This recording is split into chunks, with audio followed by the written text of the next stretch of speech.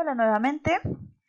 Hago un segundo video porque al parecer el primer video se cortó, pero pues alcanzaron a escuchar lo que son las indicaciones de esta actividad número 25. Y pues bueno, vamos a pasar con el tema que seguía, que son los fines de la argumentación de acuerdo con diferentes contextos argumentativos. Y bueno, como ya ustedes vieron, entonces tener en cuenta los contextos es muy importante, porque nos permite actuar en situaciones en las que se encuentre un ambiente adecuado. Es decir, que no es igual, o es mejor dicho, es diferente argumentar para resolver una discusión de amigos que elaborar un análisis literario para una escuela. Se debería de utilizar un diferente argumento para cada una de estas situaciones. Por lo tanto, Hernández y Rodríguez dice que es muy importante definir el contexto, porque si se ignora, quedaríamos un poco confundidos e incluso imposibilitados para comprenderlo y poder argumentar. Ante ello, él realiza unas definiciones en donde habla acerca de los posibles contextos argumentativos. Son 5 conceptos, en donde vamos a comenzar con la definición estipulativa o nominal.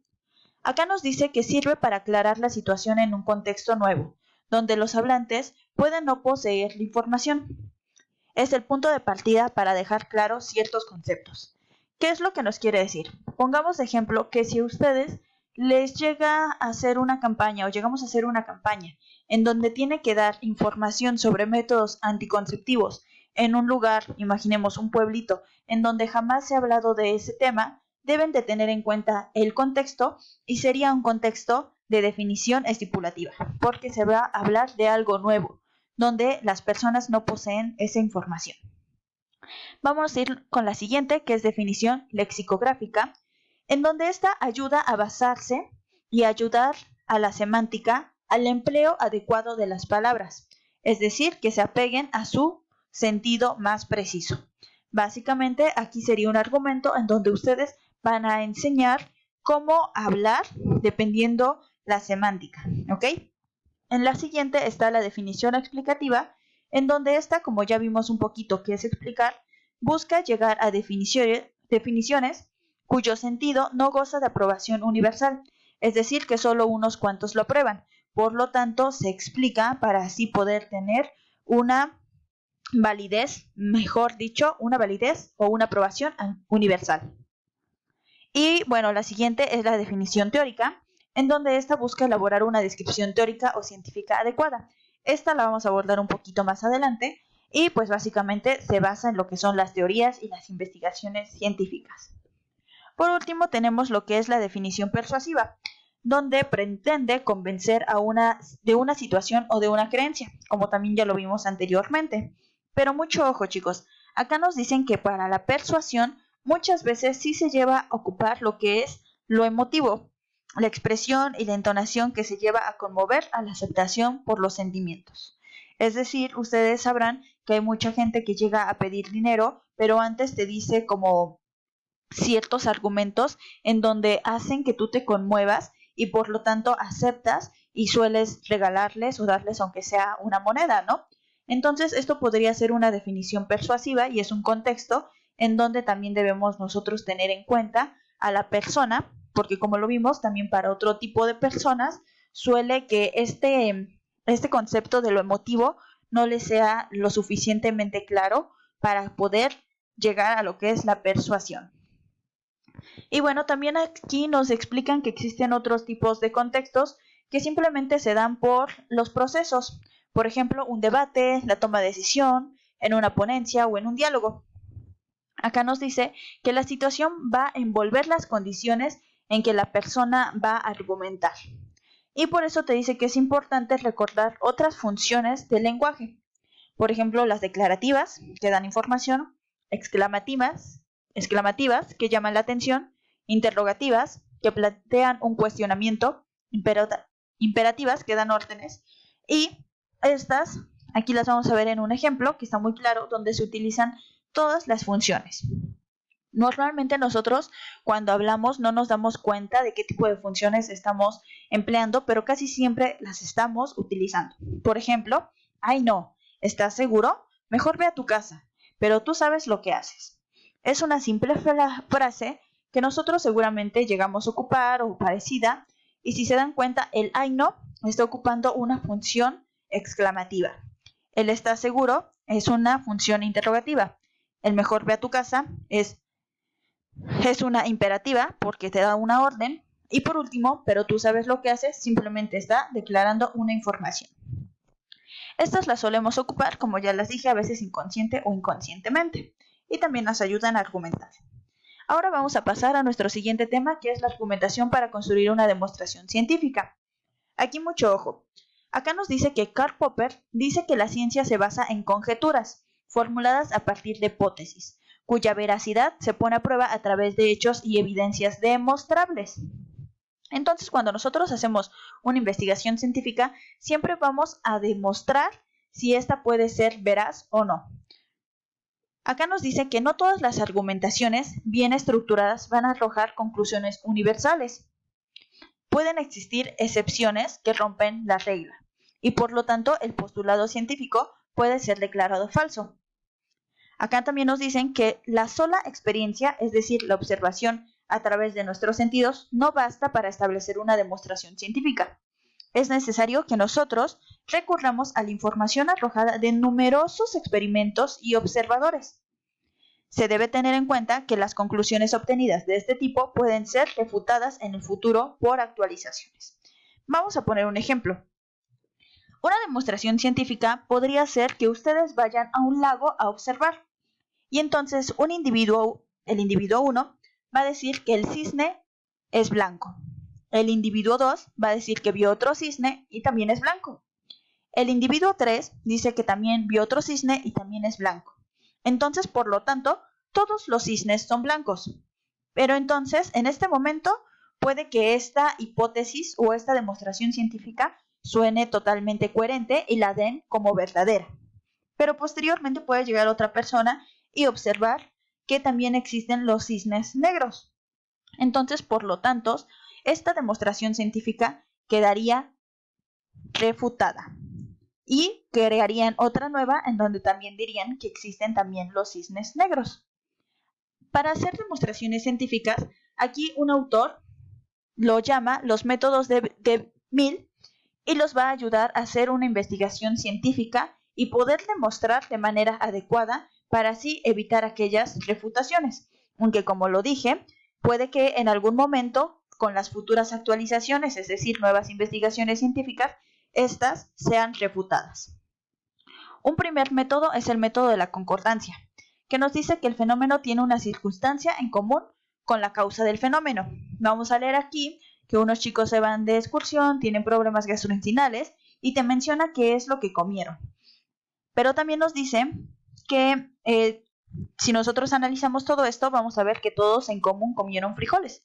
Por lo tanto, el doctor que los revisó aquí nos dice que concluye que la causa de esta enfermedad pues son los frijoles. Y entonces es un método de concordancia. Analizar qué circunstancias tienen algo en común con el fenómeno. Otro método es el de diferencia, que ante la presencia de un hecho se produce un segundo y con la ausencia del primero también se ausenta el segundo. Vamos a ver, acá nos dice que en un mundo paralelo los mismos excursionistas se enfermaron, pero excepto Ana.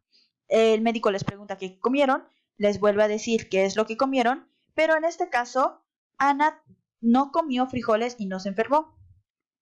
Por lo tanto, acá te dice que lo causó también los frijoles, porque Ana fue la única que no comió.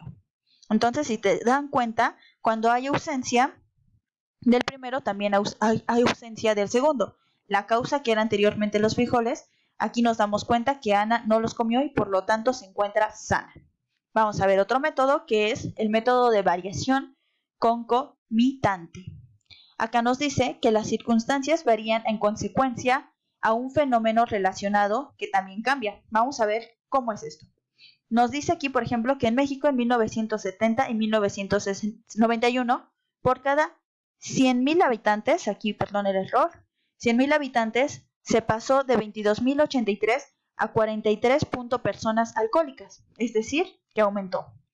Asimismo, dice que la incidencia de cirrosis también incrementó en estos años. Entonces, por lo tanto, si entonces el alcoholismo aumentó y la cirrosis también aumentó, se dice que un elemento causante de la cirrosis pues puede ser el alcoholismo.